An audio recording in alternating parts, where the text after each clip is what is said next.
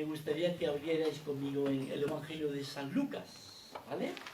Lucas capítulo 23. Cuando estamos llegando ya al final, lo que encontramos es la triste realidad del momento en el que el Señor Jesucristo, nuestro buen y amado Salvador, Él expira ahí en la cruz.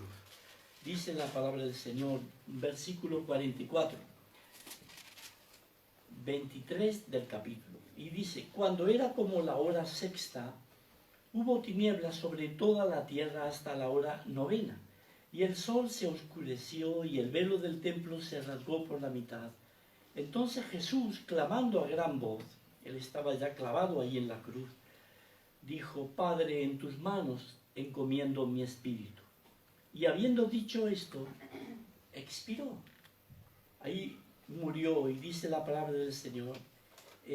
Ahí había una multitud que estaban presentes, y habían todos espectadores viendo lo que había acontecido, y había también un centurión que fue testigo de la muerte del Señor. Pero también habla de unas mujeres que habían venido de la Galilea. Dice el versículo 49, pero todos sus conocidos y las mujeres que le habían seguido desde Galilea estaban lejos mirando estas cosas. Estas cosas es la manera como el evangelista Lucas expresa todo lo que tiene que ver con la persona de Cristo, su nacimiento, su ministerio, y también sus padecimientos, su muerte en la cruz. Y lo que vamos a ver también, capítulo 24, su resurrección. Y al final de todo el Evangelio, su exaltación o glorificación a la diestra de su Padre en los cielos. Para Lucas dice estas cosas. Y es impresionante cómo va describiendo estas cosas al final de su Evangelio. Y cuando llegamos al versículo 50, ahí encontramos lo que sería la sepultura del cuerpo del Señor Jesús. Dice la palabra que había un varón llamado José de Arimatea, ciudad de Judea, el cual era miembro del concilio, varón bueno y justo. Este que también esperaba el reino de Dios y no había consentido en el acuerdo ni en los hechos de ellos, es decir, del Sanedrín, del consejo judío que les llevó a Cristo hacia la cruz. Dice, fue a Pilato y pidió el cuerpo de Jesús, y quitándolo lo envolvió en una sábana y lo puso en un sepulcro abierto en una peña, en el cual aún no se había puesto a nadie. En realidad era su propio sepulcro, dice en otro evangelio, en el que no había sido puesto nadie. Y allí colocaron el cuerpo del Señor Jesucristo. Era día de la preparación y estaba para comenzar el día de reposo. Y las mujeres, otra vez aparecen, que habían venido con él desde Galilea, siguieron también y vieron el sepulcro y cómo fue puesto su cuerpo. Y vueltas prepararon especias aromáticas y ungüentos y descansaron el día de reposo conforme al mandamiento. Hasta aquí una escena realmente patética, muy triste, en la que vemos ese grupo de mujeres como resignadas de lo que había pasado. Habían matado a aquel que ellas amaban y habían seguido por meses de un lado a otro en la tierra de Israel, escuchándole, viendo los milagros que había hecho, las señales, las maravillas que había hecho. Y cuando estaban ahí, eran testigos de lo que había pasado, vieron de lejos cómo lo mataron en la cruz.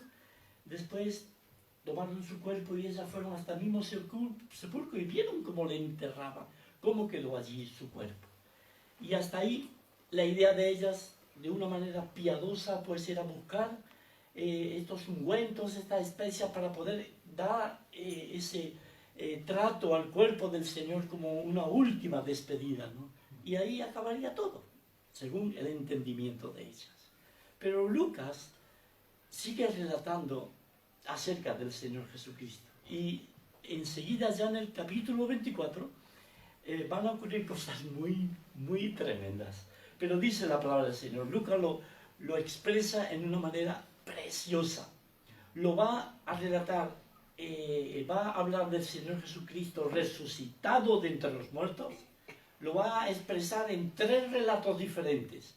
diferente también al resto de los evangelistas, Marcos, Mateo, Juan, en el que todos hablan también de su resurrección, pero de diferente manera, ¿vale? Hay otros datos que dan y otros son quitados. Pero Lucas lo relata en tres maneras. Primeramente, lo que vamos a ver ahora, después con 2 discípulos que iban camino de Emaús, y después con un grupo de discípulos del Señor, sus más allegados, y algunos más que estaban presentes en ese momento. ¿Vale? Dice la palabra. El primer día de la semana, es decir, un domingo como hoy, muy de mañana, vinieron al sepulcro trayendo las especias aromáticas que habían preparado y algunas otras mujeres con ellas. Es decir, sigue el relato de lo anterior que habíamos visto en cuanto a la sepultura. Estas mujeres piadosas fueron al sepulcro y hay un lugar en otro evangelio donde ellas estaban diciéndose entre sí: ¿quién nos removerá la piedra del sepulcro? Porque era una piedra grande, grandota, que se hacía rodar para tapar la boca de la entrada del sepulcro. Y había que tener bastante fuerza y quizás varios hombres para empujar y sacar aquella piedra. Y iban las mujeres solas, de manera que de forma muy normal estaban preguntándose: ¿quién nos removerá la piedra del sepulcro? Pero dice Lucas que hallaron removida la piedra del sepulcro. Es decir, lo que ellos estaban preguntando en otro evangelio, Lucas ya nos lo pone delante. ¡Bium! O sea, hallaron la piedra removida. ¿Y esto qué es? Y sin duda que no pensaron en resurrección en absoluto. Simplemente se llevaron la gran sorpresa. ¿Qué ha pasado aquí? Es lo que podemos intuir. Y dice la Escritura que entrando no hallaron el cuerpo del Señor Jesús. Enseguida pues lo han robado, se lo han llevado. ¿Qué ha pasado aquí? Es la misma pregunta que María Magdalena en el Evangelio de Juan le pregunta al mismo Señor pensando que era el hortelano. Se han llevado el cuerpo de mi Señor, no sabemos dónde está. Dice la palabra: aconteció que estando ellas perplejas por esto, he aquí se pararon junto a ellas 2 varones con vestiduras resplandecientes, que podemos deducir que eran ángeles, ¿verdad? Y dice: y como tuvieron temor y bajaron el rostro a tierra, les dijeron: ¿por qué buscáis entre los muertos al que vive? Esa es la pregunta de los ángeles, sin duda, a estas mujeres. Sí. Perdona, no quiero interrumpirte, pero en uno de los evangelios, cuando María se da cuenta que es Jesús, vivo ya, resucitado, vamos, le dice Jesús: no me toques porque te habré sido glorificado. Ahí va, muy bien, no he subido a mi Padre. ¿Eso qué quiere decir? ¿Pero por qué le dice no me toques? Eso sería para verlo en otro tema, en otro momento, porque si no, nos vamos a desviar. Vale. Es un poquito más delicado, ¿vale? Vale. Pero es una conversación muy interesante de María Magdalena con Jesús. Después lo podemos ver de forma detallada. Si no nos vamos del texto. Bien, lo que estamos viendo entonces es que ellas, al escuchar a estos seres que se le aparecen, pues la pregunta esta parecería como que ellas deberían de entender de lo que estaban hablando estos ángeles. Deberían de estar al tanto de estas cosas. Y enseguida pues encontramos el por qué los ángeles les hacen esta pregunta. ¿Por qué buscáis entre los muertos al que vive? No está aquí, sino que ha resucitado. Acordaos de lo que os habló cuando aún estaba en Galilea. Y os digo una cosa muy importante, porque a veces pensamos en Jesús y pensamos en Él de una forma muy chiquita y muy reducida, y pensamos que tuvieron que abrirle y sacarle la piedra para Él poder salir, y en absoluto. La piedra fue abierta para que los hombres pudieran mirar adentro, que no había el cuerpo de Cristo, que había resucitado. Esa era la clave realmente. No es que vamos a sacar la piedra porque si no Jesús no va a poder salir. No. Él salió victoriosamente, habiéndose levantado de entre los muertos. Y encontramos entonces la respuesta que dice: acordaos de lo que os habló cuando aún estaba en Galilea. Estas son palabras de Jesús, diciendo: es necesario que el Hijo del Hombre sea entregado en manos de hombres pecadores, y que sea crucificado, y que resucite al tercer día. Jesús lo dijo en el capítulo 18, claramente, mirad conmigo. Capítulo 18 del mismo Lucas, aunque aparece también en otros evangelios, ¿verdad? Pero capítulo 18, versículo 31 dice: tomando Jesús a los 12 les dijo: he aquí subimos a Jerusalén y se cumplirán todas las cosas escritas por los profetas acerca del Hijo del Hombre, pues será entregado a los gentiles y será escarnecido y afrentado y escupido, y después que le hayan azotado le matarán, mas al tercer día resucitará. Esto eran palabras de Jesús, lo había dicho claramente, pero ellos, estoy convencidísimo que ellos no entendieron ese mensaje. Quizás quedaron perplejos, quedaron confundidos, no sabían de qué les hablaba el Señor. De hecho, en una ocasión uno de los evangelios dice que Pedro se le puso y comenzó a hablarle y a convenirle: ¿qué vas a hacer? No, en ninguna manera, tú vas a sufrir, no vayas a morir. Y el Señor tuvo que reprenderle muy fuertemente. ¿Os acordáis de ese pasaje, el Evangelio de Mateo? Pues encontramos entonces que hay un anuncio de parte del Señor y los discípulos habían oído ese anuncio. De manera que ellos deberían estar ya preparados y advertidos que el Mesías, el Cristo, sí iba a morir, y morir de manera violenta, terrible, porque le iban a azotar, le iban a crucificar, pero que al tercer día resucitaría. Y eso es una lección para nosotros, ¿verdad? A veces, como humanos que somos, y somos así, por la materia de la que estamos hechos, ¿verdad? A veces nos entretenemos o nos angustiamos y nos quedamos con el mensaje fijo de cosas que nos pasan o que nos pasarán, y nos quedamos ahí y no avanzamos. El Señor Jesús dice en un momento a sus discípulos: en el mundo tendréis aflicción. Y si nos quedáramos con ese mensaje a medias, pues estaríamos, y de hecho, ¿cuántas veces nos ocurre? En el mundo tenemos aflicción, ya lo dijo el Señor, y estamos ahí y agobiados y absortos por nuestros problemas. Y no nos damos cuenta que termina la frase diciendo: pero confiad, yo he vencido al mundo. Amén. Confiad. De manera que a veces nos quedamos a medias, o bien no entendemos el mensaje del Señor. El Señor dijo que sufriría, padecería y que al tercer día resucitaría. ¿No os acordáis? Dicen los ángeles. ¿No os acordáis que Él dijo eso cuando estabas en Galilea? Y siguen hablando, y dice: es necesario que el Hijo del Hombre sea entregado en manos de hombres pecadores y que sea crucificado y resucite al tercer día. Entonces ellas se acordaron de sus palabras. ¡Wow! Ahí como que se les abrió la cabeza. Y se acordaron de que Jesús verdaderamente había dicho estas cosas. Y volviendo del sepulcro, dieron nuevas de todas estas cosas. Vieron como Lucas, otra vez, dieron nuevas de todas estas cosas. Ya no solamente se referían a las cosas que tenían que ver con la predicación, el ministerio, los padecimientos del Señor, sino que estas cosas también tenían que ver con su resurrección. Y dieron nuevas de todas estas cosas. A los 11 y a todos los demás eran María Magdalena y Juana, y María, madre de Jacobo, y las demás con ellas, quienes dijeron estas cosas a los apóstoles. Mas a ellos les parecían locura. Dicen los hermanos estudiosos de las lenguas originales, dicen que en el griego, como fue escrito el Nuevo Testamento, que esta palabra locura tiene que ver con delirio, es decir, aquella persona que está enferma, está postrada en cama y está delirando, pues dice tonterías o locuras. Pues a ellos les parecía que estaba delirando estas mujeres que habían visto la tumba vacía. Y no las creían. Qué interesante, ¿verdad? Qué curioso.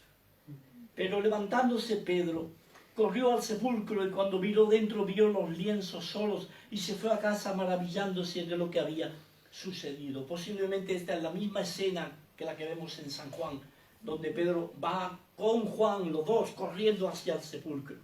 Y Juan llega primero y se para, después llega Pedro, seguramente era más mayor, y después entra Pedro, vio todo esto que dice Lucas, y después entra Juan y dice que Juan vio y creyó. Es como que ahí se le abrieron los ojos de una manera definitiva, creyendo en el Señor Jesucristo. Muy bien, hasta aquí empieza ese primer relato de la resurrección del Señor. Hay cosas que son dichas de manera muy sencilla en cuanto a los padecimientos, la muerte del Señor, su resurrección. Pero cuando llegamos al segundo relato, la revelación se amplía y hay más cosas añadidas al relato anterior. Y sigue hablando de la resurrección del Señor. Y es hermoso que aparece a continuación. Dice la Escritura, y aquí dos de ellos, es decir, de discípulos del Señor, iban el mismo día a una aldea llamada Emaús, que estaba a 60 estadios de Jerusalén. E iban hablando entre sí de todas aquellas cosas que habían acontecido. Sucedió que mientras hablaban y discutían entre sí, Jesús mismo, que ya había resucitado, se acercó y caminaba con ellos. Dice la palabra del Señor. Mas los ojos de ellos estaban velados para que no le conociesen. Y les dijo, ¿qué pláticas son estas que tenéis entre vosotros mientras camináis? ¿Y por qué estáis tristes? Estas preguntas de Lucas son tan tremendas. ¿Por qué buscáis entre los muertos al que vive? Y Jesús les dice a estos hombres, ¿por qué estáis tristes? Porque debería de ser todo lo contrario. Debería de estar saltando de una pata, escuchando acerca de la resurrección del Señor Jesucristo. Ellos mismos después se lo confiesan al Señor. Que algunas mujeres habían estado diciendo que Él había resucitado. Pero esta tristeza nosotros podemos entenderla como humanos que somos, ¿verdad? Cuando nos quitan a alguien que amamos y que hemos puesto nuestra confianza y en el que nos hemos apoyado, pensando que era el todo. De hecho, ellos mismos le dicen a Jesús, respondiendo uno de ellos, que se llamaba Cleofas, le dijo, ¿eres tú el único forastero en Jerusalén que no has sabido las cosas que en ella han acontecido en estos días? Entonces él les dijo, ¿qué cosas? Y ellos le dijeron, de Jesús Nazareno, que fue varón profeta, poderoso en obra y en palabra delante de Dios y de todo el pueblo, y cómo le entregaron los principales sacerdotes y nuestros gobernantes a sentencia de muerte y le crucificaron. Mirad qué palabras, qué carga tienen podríamos decir, de frustración o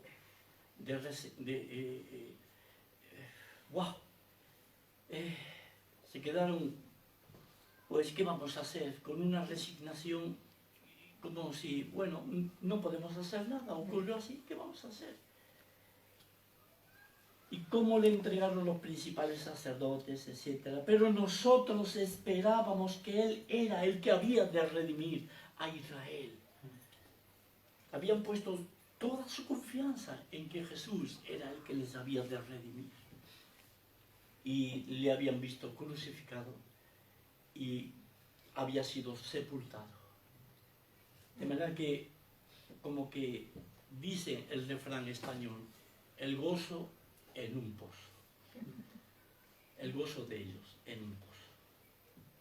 ¿Cuántas personas hay así, verdad? ¿Cuántas personas? Quizás a lo mejor es tu caso. Yo no conozco a todos. Pero quizás has buscado y has mirado para un lado, para otro y te has desengañado de lo que hasta ahora has vivido. Y piensas, si es todo lo mismo, ¿ya para qué? Y que yo pensaba que este era el camino, yo pensaba que esta era la verdad, yo pensaba que esto. Y quizás estés andando que no sabes para dónde tirar. Estos discípulos iban camino a su aldea, pero estoy convencido con una pesadumbre y con una sensación de decepción. Bueno, pues ya vendrá el Mesías, el que estamos esperando. Nosotros esperábamos que Él era el que había de redimir a Israel. Y ahora, además de todo esto, hoy es ya el tercer día que esto ha acontecido, es decir, que le mataron y que fue sepultado.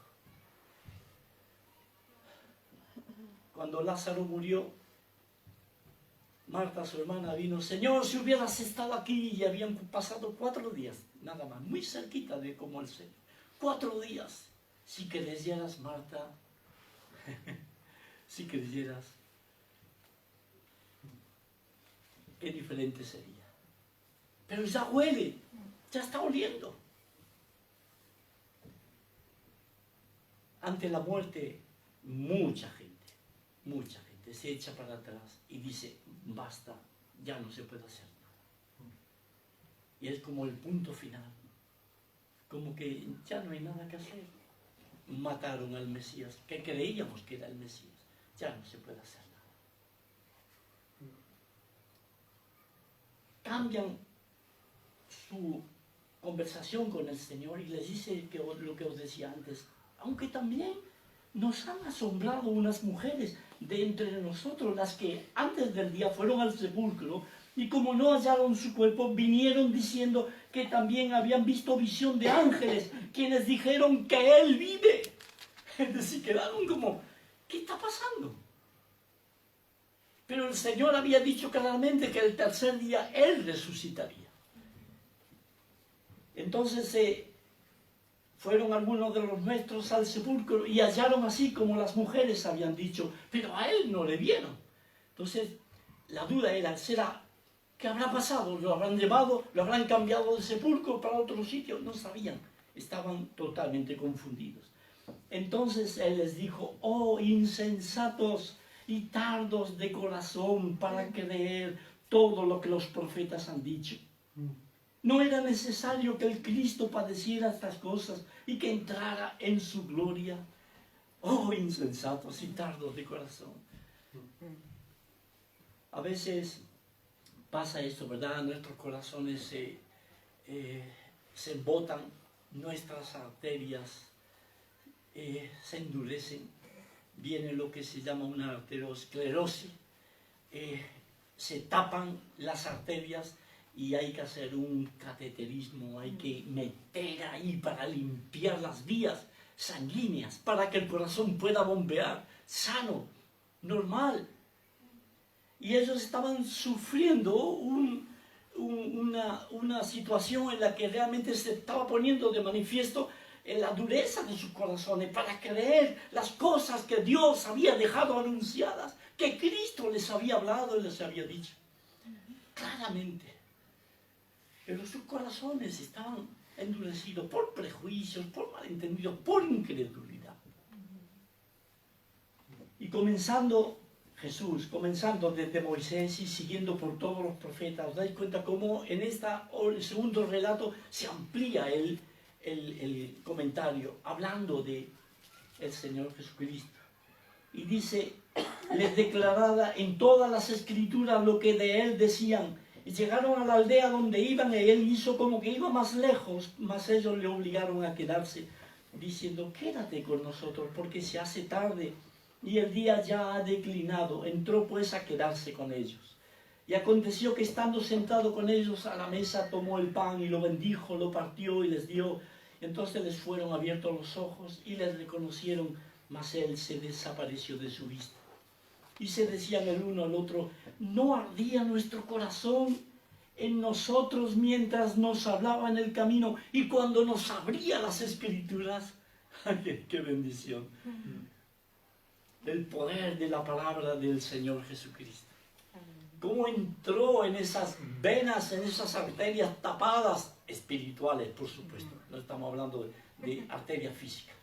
Cómo entró la palabra del Señor y fue rompiendo trombos. Porque iban a quedar en una trombosis si ellos seguían en incredulidad. Y fue aclarando conceptos y entendieron las escrituras. No ardía nuestro corazón cuando Él nos compartía, nos hablaba y nos abría el entendimiento. ¡Qué bendición! Cuando estamos con problemas, cuando estamos con dificultades, cuando no se entiende el Evangelio. Qué bendición cuando uno va a la palabra de Dios y la lee y la ve con mucho respeto, con mucho cariño. Y escudriña y lee y mira, Dios, ayúdame a entender tu palabra. Amén.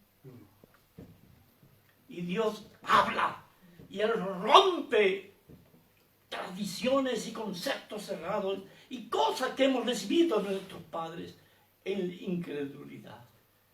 Y Él nos aclara el entendimiento y nos muestra lo que hay en nuestra vida, la necesidad que tenemos de salvación, la necesidad de creer en Cristo. Pero por las mismas Escrituras, como hizo Cristo aquí con esos dos discípulos. Empezando desde Moisés, es decir, desde el mismo Génesis, empezó a hablarles lo que era referente a lo que iba a pasar, lo que las Escrituras decían de Él. ¡Qué bendición! ¡Qué bendición! No vamos a seguir hablando del Señor, no vamos a seguir dando Biblia, no vamos a seguir, por supuesto que sí, porque la fe viene por el oír y el oír por la palabra de Dios. Y dice la palabra del Señor, y levantándose en la misma hora volvieron a Jerusalén y hallaron a los 11 reunidos y a los que estaban con ellos, que decían, ha resucitado el Señor verdaderamente y ha aparecido a Simón. Entonces ellos contaban las cosas que habían acontecido en el camino y cómo le habían reconocido al partir el pan. Mientras estaban ahí reunidos, compartiendo todas aquellas cosas, justo dice, mientras hablaban aún de estas cosas, Jesús se puso en medio de ellos. Y este es el tercer relato que Lucas nos deja escrito. Entonces, espantado, el Señor le dijo, paz a vosotros. Espantados y atemorizados, pensaban que veían espíritu, pero Él les dijo, ¿por qué estáis turbados? Y vienen a vuestro corazón estos pensamientos. Mirad mis manos y mis pies, es decir, todavía el efecto de las llagas de su crucifixión. Mirad mis manos y mis pies, que un espíritu no tiene, palpad y ved, dice, que un espíritu no tiene carne ni huesos como veis que yo tengo. Y diciendo esto les mostró las manos y los pies. Y como todavía ellos de gozo no le creían, estaban maravillados, les dijo, ¿tenéis aquí algo de comer? Entonces le dieron parte de un pez asado y un panal de miel. Y él lo tomó y comió delante de ellos. Por cierto, los que vivís por esta parte, bien al lado de barcos, pescadores, estáis muy en conexión con un mundo culinario de pescado, como eran los de la Galilea. Los apóstoles, muchos de ellos eran pescadores, andaban en ese mundo. Nos da una receta preciosa aquí. Pescado con miel. Lo hemos probado, mi esposa de vez en cuando me hace, está riquísimo, os lo aconsejo. Está buenísimo. Y dice, y les dijo, estas son las palabras que os hablé, estando aún con vosotros, que era necesario que se cumpliese todo lo que está escrito de mí en la ley de Moisés, en los profetas y en los salmos, es decir, todo el Tanaj, todo el Antiguo Testamento como nosotros conocemos, habla de Cristo, enfoca hacia el Señor, hacia su persona, su obra. No había excusa. Ellos podían haber sencillamente, claramente, haber entendido el mensaje. Y les abrió el entendimiento para que comprendiesen las Escrituras, otra vez, con todos ahí juntos. Y les dijo, así está escrito, y así fue necesario que el Cristo padeciese y resucitase de los muertos al tercer día, y que se predicase en su nombre el arrepentimiento y el perdón de pecados en todas las naciones, comenzando desde Jerusalén. Y vosotros sois testigos de estas cosas. Y aquí yo enviaré la promesa de mi Padre, es decir, el Espíritu Santo, ¿verdad? Sobre vosotros. Pero quedaos vosotros en la ciudad de Jerusalén hasta que seáis investidos de poder desde lo alto. Después los sacó fuera y el Señor se despidió de ellos y subió a la presencia de su Padre, a la diestra de su Padre, como nos enseña el resto de las Escrituras. es algo realmente hermoso ver cómo encontramos esos 3 relatos y va aumentando la luz, nos van añadiendo cosas para que no haya ninguna duda de que en verdad fue necesario. Y esto nos llama la atención, porque es un hilo conductor que enlaza los 3 relatos. En los 3 se dice que era necesario que el Cristo viniera a este mundo, era necesario que Él padeciera, que resucitara de entre los muertos. Y en este último era necesario que se cumpliese lo que estaba escrito acerca de Él, es decir, las Escrituras debían de cumplirse. Lo que Dios había profetizado, había anunciado acerca de su Hijo, el Señor Jesucristo, había de llevarse a cabo exactamente, literalmente, históricamente, tal como estaba anunciado.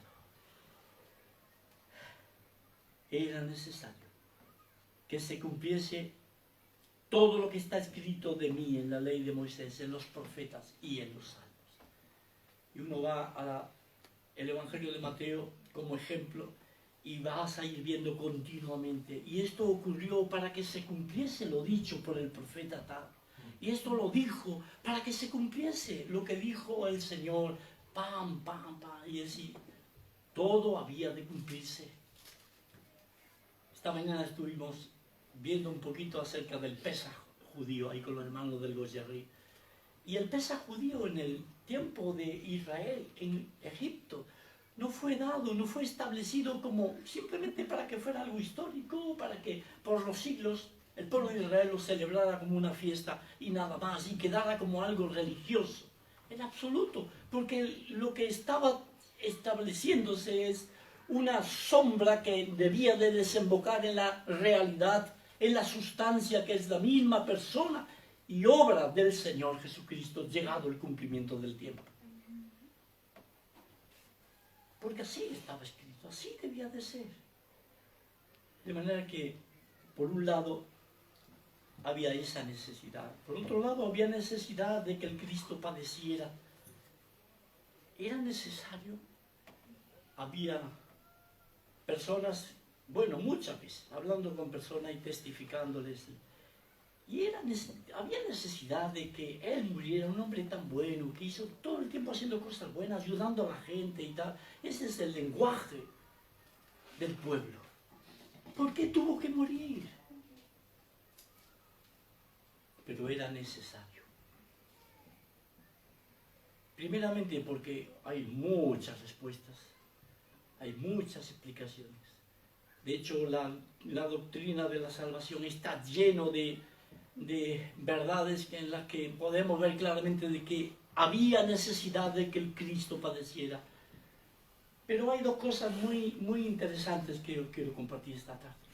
Había necesidad de que el Cristo muriera porque sin derramamiento de sangre era imposible, no podía haber remisión o perdón de pecados. Imposible. Debía de morir primeramente el establecimiento levítico, debía de morir un animal y ser derramada su sangre para que los pecados de esa persona pudieran ser cubiertos. Una vez al año el sumo sacerdote debía de entrar con la sangre del animal en un tazón y ir hasta lo más profundo del tabernáculo, porque ellos necesitaban que la misericordia de Dios y el perdón de Dios se prorrogara un año más, y después otro año más, y otro año más, pero siempre con derramamiento de sangre, siempre, porque así Dios lo había establecido. ¿Pero por qué? Otra vez, apuntando al Mesías Jesús. Porque era necesario que el Mesías muriera, como el Cordero de Dios que quita el pecado del mundo. Él debía de morir, derramar su preciosa sangre. Y con esa sangre, por esa sangre preciosa, cada pecador que venga en sinceridad, arrepentido de sus pecados, y acuda al Señor, confiando que la sangre de Jesucristo le limpia, le perdona todos sus pecados. Va a pasar y va a ocurrir. Dios va a olvidarse de toda su vida pasada. Y no solamente de su vida pasada, sino que va a tener la oportunidad, la bendición de que cada vez después que ha conocido a Cristo, cada vez que haya un problema, cada vez que haya una entrada en un pecado determinado, pueda darse cuenta y ir a Dios y arrepentirse, confesar ese pecado, y la sangre del Señor Jesucristo le limpia de todo pecado, porque es la provisión continua, perpetua, hasta que estemos con el Señor por los siglos de los siglos. Pero la sangre era necesaria, y era necesario entonces que Cristo tuviera que morir, porque la vida de la carne en la sangre está. El Señor derramó hasta la última gota de su sangre, estando en la cruz. Primero por todo el sangrado que tuvo, por las heridas que le hicieron, y después estando en la cruz, ahí pues se fue desangrando, de tal manera que dice la Escritura que Juan como testigo vio como cuando le clavaron la lanza en su costado salió sangre y agua juntamente. Y hay la opinión médica que dice que cuando ocurre eso es porque ya no hay sangre en el cuerpo y se forma como ¿cómo le llaman las enfermeras a esto?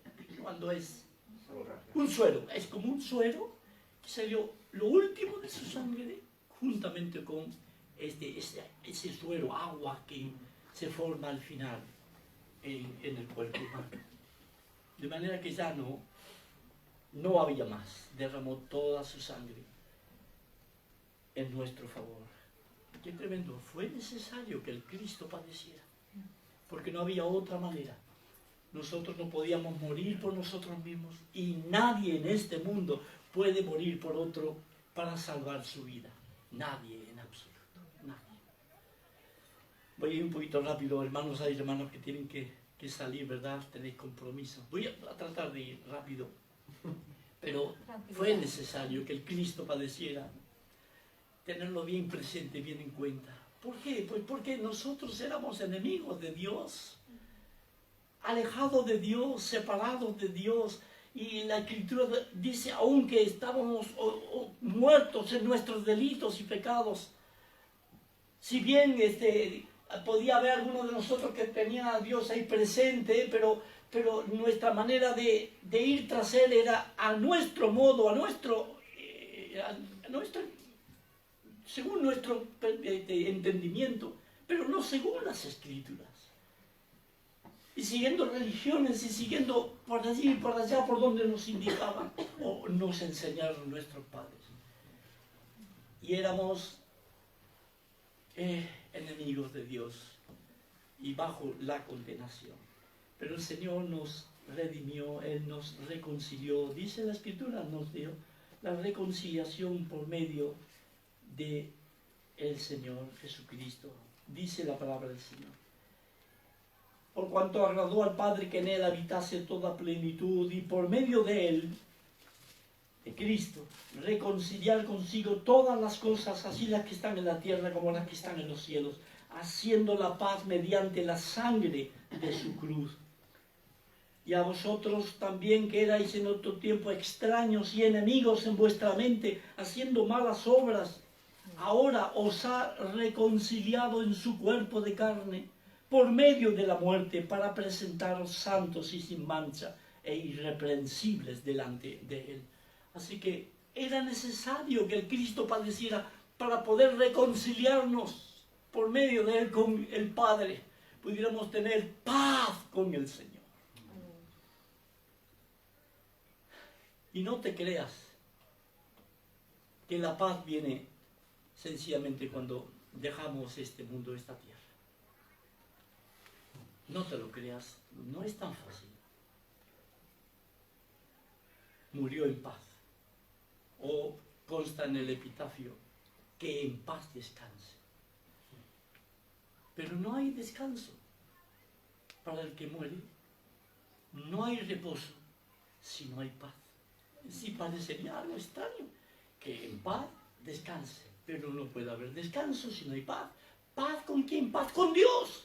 Si hay una enemistad, no ha habido reconciliación, no puede haber paz. La paz viene cuando ha habido reconciliación.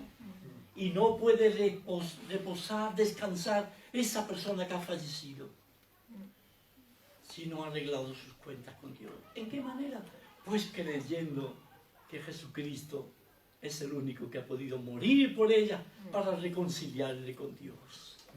Imposible. ¿Quieres que en tu tumba ponga descansa en paz, no descanse en paz? Una letra nada más hace la diferencia. Descanse es, si Dios tuviera misericordia igual, o si seguimos rezando por Él para que pueda salir del purgatorio, o para que pueda Dios tener misericordia, le puede perdonar, pero una vez que hemos fallecido ya no hay lugar, ya no hay otra oportunidad. No vas a escuchar más el Evangelio para ver si tienes la oportunidad de creer, salvarte o no. Descansa en paz, eso debería ser el epitafio de todos los que hemos creído en Cristo. Fulano de tal creyó en Jesucristo, por lo tanto descansa en paz, porque fue justificado por medio del Señor Jesucristo, por lo tanto tiene paz para con Dios. Qué tremenda bendición, qué tremenda bendición. ¿Quieres andar seguro, segura, tranquilo, tranquila? A pesar de cosas que puedan estar viviendo a tu alrededor, tú sufriendo, pues cree en el Señor Jesucristo y tendrás la paz de Dios en tu vida. Al Dios de paz en tu corazón y la paz de Dios gobernando tu vida. Qué tremenda bendición. Era necesario que el Cristo padeciera. Y hay otras razones más que no nos da tiempo para hablar esta tarde, pero era necesario que el Cristo resucitara también de entre los muertos. Él debía de justificarnos en el sentido de que no quedar en la muerte, si hubiera quedado en la tumba, de nada hubiera valido todo lo que dijo, etcétera, etcétera. Hubiera quedado todo en agua de borrajas. Pero murió por nuestras transgresiones, dice en otro lugar de la Escritura, pero resucitó para nuestra justificación. Él debía de levantarse de entre los muertos, no podía ser retenido por la muerte. La muerte no podía hacer nada con él. Sí, murió porque estaba llevando nuestros pecados sobre sí mismo, los tuyos y los míos. Pero al tercer día se levantó de entre los muertos, porque la muerte no podía retenerle. Porque es el camino y la verdad y la vida con mayúscula. De manera que era imposible. Y para darnos a nosotros la esperanza de la vida eterna, la esperanza de la resurrección. No hay nada más triste. Yo he tenido oportunidad de ir vez tras vez a entierros de personas que no eran salvas, porque me invitaba a la familia y iba para acompañarles, para poder ser de ayuda, consolarles, y si había oportunidad poder predicar. Y en ocasiones me dieron lugar, y bendito sea el Señor, pude dar el Evangelio con toda libertad. Pero no hay nada más triste que un entierro de un incrédulo, porque no hay esperanza. Se acaba todo. Hasta aquí llegó, la muerte llegó, y ya no hay nada que hacer. Ya no le voy a ver más. Oh. Fue necesario que el Cristo resucitara entre los muertos para darnos esperanza a nosotros que hemos creído en Él. Y como yo vivo, como Él vive, nosotros también viviremos. Y si creemos que Él murió y resucitó, pues nosotros vamos a resucitar también, vamos a irnos con Él y vivir con Él para siempre. No nos va a defraudar. Confiemos, estemos tranquilos, seguro como hemos cantado en esta tarde, tranquilos, confiados, que lo que el Señor ha comenzado en nosotros, su buena obra la va a perfeccionar hasta el día de Jesucristo. Y primero, los que durmieron en el Señor, dice Pablo a los de Tesalónica, serán levantados de los muertos, y luego nosotros los que creemos seremos arrebatados juntamente con ellos para encontrarnos, Señor, en el aire. Así que está la esperanza de la resurrección. Y no había nada tan hermoso que estar en un entierro donde, me acuerdo del entierro de mi suegra, la mamá de Schumacher. Había un montón de gente, de hermanos de diferentes iglesias, incrédulos, de los vecinos de ella, conocidos, que la querían un montón y querían estar en su entierro. Y ellos se quedaban pasmados de cómo cantábamos con una alegría tremenda. No se puede expresar, porque cantábamos sabiendo que ella un día va a levantarse entre los muertos por el poder de Dios, para encontrarse con su Señor en el aire. Y todos los que hemos creído en el Señor Jesucristo y durmamos en el Señor. Amén. Bendita esperanza. Bendito. ¿No la quieres tú para tu vida? Y si ya la tienes, no es motivo, hermanos, de que no gocemos y digamos, Señor, qué bendición, qué bendición. En medio de un mundo en conflicto y tantos problemas, tantas cosas, saber que si me llega la muerte, el Señor me va a levantar para estar con Él para siempre. Así que termino con esto, hermanos. Es una bendición solamente terminar con el hecho de que hay necesidad, era necesario que la Escritura se cumpliese. La manera como Lucas enfoca la resurrección del Señor. Necesario que el Cristo padeciera, necesario que el Cristo resucitara de entre los muertos, pero también en Lucas se nos dice que era necesario que se predique el arrepentimiento y el perdón de pecados en su nombre. Y nosotros somos, ellos en aquel momento, y nosotros ahora, somos testigos de lo que ocurrió. Y esto es necesario también. Hay necesidad de que se comparta el Evangelio, de que nos animemos. Ay, pero hay tantos problemas, la gente ya no cree, hay tantas cosas, y encima la pandemia y tal. No nos desanimemos, hermanos. Sigamos orando por aquellos a quienes les hablamos, sigamos pendientes, sigamos orando por las almas. Y vamos a gozarnos cuando veamos la obra del Señor, su fruto, viendo como fulano, mengano, vinieron al conocimiento del Señor y fueron salvos. ¡Wow! ¡Qué bendición! ¡Qué bendición! Que Dios nos ayude, hermanos, que podamos entender estos pasajes de la Escritura, gustarlos, creerlos, no seamos como los discípulos. No, estás delirando. No, seamos fieles, creyendo las Escrituras, lo que dicen de nuestro Señor, de lo que ha hecho a nuestro favor, dándonos la salvación de nuestras almas. Que el Señor los bendiga, hermanos, aquí en el puerto.